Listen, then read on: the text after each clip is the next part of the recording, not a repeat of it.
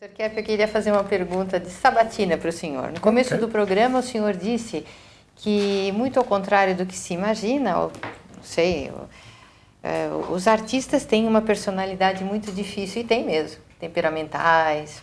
Mas em termos assim de prejuízo e de destrutividade à sociedade, como que o senhor vê? Quem destrói mais, um artista ou um banqueiro, por exemplo? Você já está fazendo uma pergunta e que você sabe a resposta. Isso.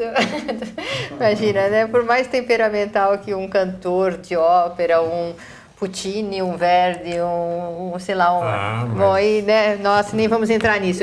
Mas que eles possam ser, o que destrói, né? Destrói a vida deles, agora constrói a sociedade. E um banqueiro, um indivíduo que faz uma teoria econômica maléfica, um legista que faça leis que prejudiquem o povo, por exemplo, às vezes até médicos, né, que apliquem uma medicina alopática, agressiva, intervencionista, materialista, estão prejudicando muito as pessoas. Então, o importante é nós não termos medo de ver a patologia, não termos medo de ver esse prejuízo que nós causamos à nossa vida e à dos outros, porque esse problema de inversão é um problema comum ao gênero ou à espécie humana. Agora, eu vou fazer outra pergunta para você. Agora, vamos lá. Você, inclusive, estudou decoração, né? As artes assim, decorativas. O que você acha dessa tendência que houve já há algum tempo de pintar tudo de branco? Você lembra em Portugal, a gente vai numa cidade, olha assim, toda cidade caiada. Você entra nas casas, tudo branco. Então, essa tendência dos decoradores de não pôr cores nas casas, cores nas cidades. O que você acha? Lembra em Nova York? A gente pintou a nossa townhouse de vermelha.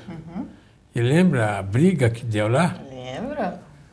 Então, Dr. Kepp, eu acho que essa tendência da arte contemporânea e principalmente o movimento do século XX, né? As formas geométricas, a mesma arte moderna, e depois houve uma certa até deterioração, porque os artistas começaram a achar que o mais importante era revelar a patologia do ser humano, e não revelar o que é bonito, o que é verdadeiro, o que é formoso, que ficou até uma certa repugnância, assim, latente nos ambientes artísticos por aqueles que procuravam revelar o belo.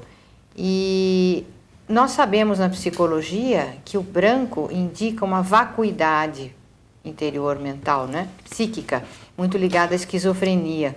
Ambientes de pessoas que só aceitam branco são pessoas muito invertidas e que têm muito medo das cores. As cores vibrantes que mostram sentimento, como o vermelho, o amarelo, que mostra a sociabilidade, o verde, que significa empatia, o marrom, muitas vezes, significando ação, atividade. Então, Dr. Kepp, o branco e o negro, essa combinação de branco e negro, indica muita tendência à alienação e à depressão. Você sabe, na Capela Sistina, né? Lá em Roma, eles fizeram, alguns anos atrás, uma renovação, né? Pintaram novamente e, quando eles abriram, rasparam, né, essa pintura feia que estava por cima, eles descobriram que foi Leonardo da Vinci que pintou, né? Que o Leonardo da Vinci usava cores... Michelangelo. Cores fortíssimas. E todos esses quadros famosos, você pode ver, Van Gogh, todos eles usam muito as cores, porque as cores simbolizam sentimento, né? O indivíduo que não gosta de cor, como também não gosta de música, de arte, é um indivíduo que acha que o sentimento é inadequado. Então, para saber se o indivíduo é equilibrado ou não, mais ou menos, é importante ver essa questão das artes. Se ele gosta, por exemplo, de um campo artístico, vamos dizer, da música, certamente ele tem um certo controle assim, interno. Isso. Então, quando se fala em estética, não é apenas na questão de pintura, de escultura, etc. Mas se o indivíduo conserva o trabalho dele, o escritório dele, o carro dele, assim, bonito, estético, é sinal que ele tem um certo equilíbrio. Ou então, se ele consegue usar roupas mais ou menos estéticas, consegue ter uma aparência boa, é sinal que ele é equilibrado. Agora, veja, Cláudia, essa moda atual, né, de usar roupas rasgadas e usar tênis sem amarrar o cadarço. Os jeans já poídos, né? Eles já são fabricados assim. Isso mostra que existe, de fato, o interesse que tem em muitas sociedades secretas que dirigem a humanidade de transtornar a mente do ser humano, fazer o ser humano meio bobo. Então faz filmes violentos para quê? Para o ser humano ser violento. Faz filmes só de terror para o ser humano vivendo o terror. Então isso é muito mal para o ser humano, porque sempre o exemplo arrasta, né? A gente pode dizer que a palavra influencia, mas o exemplo é que arrasta. Os jovens, então, entrando nesse mundo assim de terror, de crimes e de falta de estética, eles vão perdendo também a capacidade interna. Gostaria de perguntar aqui para o Marco Lira, ele é um psicanalista finlandês, estava conversando com ele sobre a questão da estética nas escolas da Finlândia. O que ele gostaria de falar? Eu quis falar sobre Finlândia.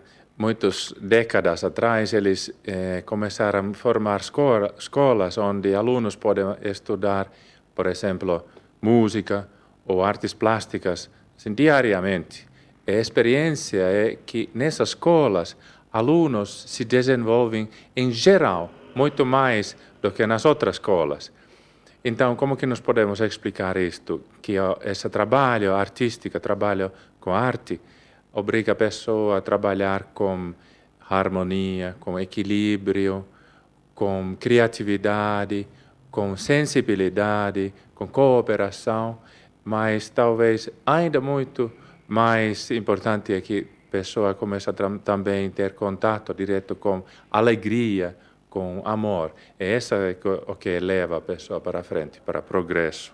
Os doentes mentais graves, eles não suportam cores fortes como o vermelho, né, que indica afeto. Isso já demonstra a inversão energética da pessoa mais doente, que é mais acentuada, né? A pessoa muito invertida, ela não tolera cores fortes. Quer dizer, não tolera o afeto. O afeto.